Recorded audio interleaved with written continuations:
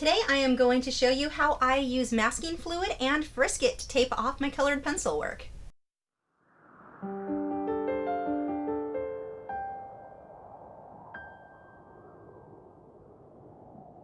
Hi, I'm Lisa, the artist behind Lachri Fine Art. I have had a lot of requests for this one lately.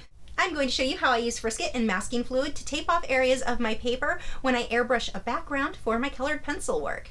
Technically, the masking fluid will work to protect various areas of your work, like maybe the shine in the subject's eye, something like that. But you have to be careful that you don't push really hard with your pencil near the masking fluid because you will cause it to lift up.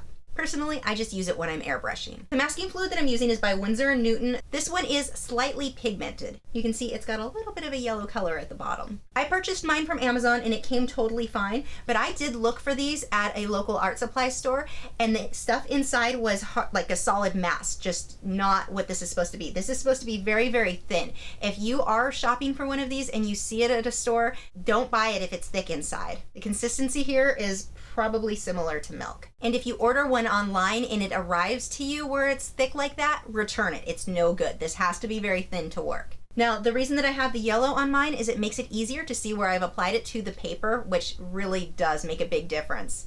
The yellow in this does not stain your paper at all, or I've never had it stain paper anyway, so it's not something you really have to worry about. Now, I don't like to apply the masking fluid to large areas because it is a very wet medium. It can cause your paper to warp, especially if it's a low quality paper. But even the higher quality papers can warp a little bit if you put too much on your paper. If you've taped your edges down along the borders like I normally do, then if you miss a little bit of water on the paper after you remove the masking fluid, the paper should dry back flat into shape. But either way, it's just easier to avoid altogether and not have to worry about it. So I just use the masking fluid normally around my edges of the subject. And then I use frisket. This is sold in rolls or in sheets of paper. I generally prefer the sheets myself. This is essentially just a big piece of low tack tape. Now I will go ahead and show you how I apply this. The brush that I'm using for this is just a really cheap old tack-on bristled brush. It is so damaged, the bristles are kind of spread out far, so it's perfect for me when I want that rougher look around the edge of whatever my subject is. I use it all the time for birds and for fluffy animals. And all I'm doing, I don't even pour this out of the container. I'm just dipping my paintbrush right into the container and I'm outlining my subject. Because I'm using the masking fluid that has the slightly yellow tint, I can easily see where I've applied it. And so I'm going all the way around my edges like this. And I'm being very careful because I don't want this all over the place where I need the airbrush to show up. And when I'm painting this on, I look at it much like I would if I were doing an acrylic or an oil painting. I'm leaving brush strokes where I want the fur to show. I then continue this all the way around my subject. I am not filling in the center area, just those outer edges, and I'm going right up against the tape that I've applied around the paper. Next, I take my piece of frisket. This has a backing on it, so I can stick it right on the paper and it's not going to stick. I'm then going to use 2 pieces of masking tape and tape that down into place. I make sure that it's nice and smooth. I don't want waves in this. Then I'm going to use a Sharpie marker and I'm just going to trace my whole subject onto the paper. Once I get that traced out, I can go through with scissors and just cut out my form. Once I get all of that drawn out and cut them out with regular scissors, I just have to position the tape, remove the backing, and position it over my subject. I want to make sure this is lined up really well, but the edges don't have to be perfect because my edges already have the masking fluid on it. I just need to be somewhere between the edge of the paper and the masking fluid on this drawing to keep the inside protected.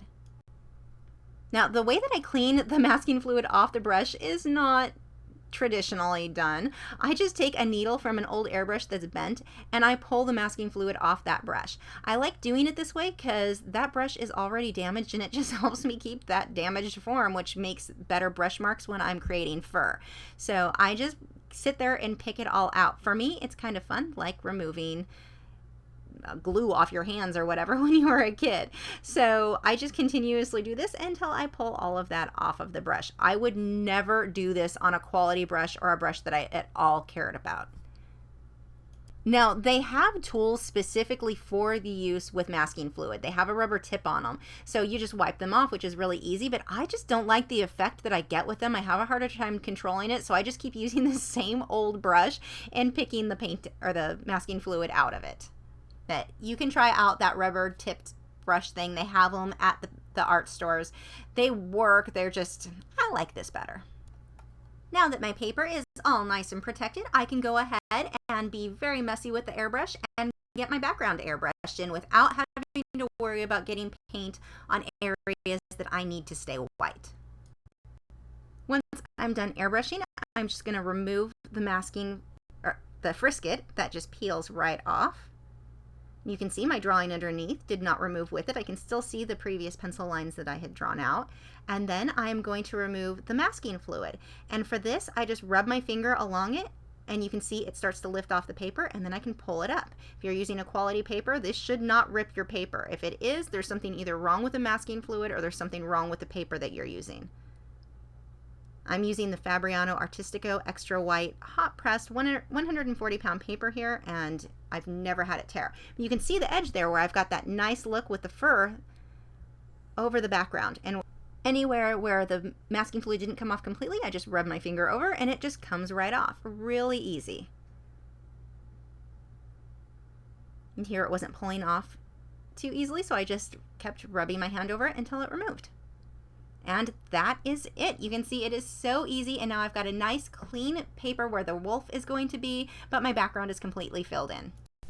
Thanks for watching. If you're new to my channel, I have new video critiques every Tuesday where I'm critiquing your original paintings or drawings, my own speed paintings, drawings, and tutorials every Wednesday, social media tips for artists each Thursday, and artist vlogs every weekend. So if you haven't already, I would love for you to subscribe so you don't miss out on anything. And you can follow me on Facebook, Twitter, Instagram, Tumblr, Google+, all those social media sites. The links are below in the video description, where you can keep up with news, my newest work, and see real-time clips of whatever it is I'm currently working on. I'll see you guys in a couple of days.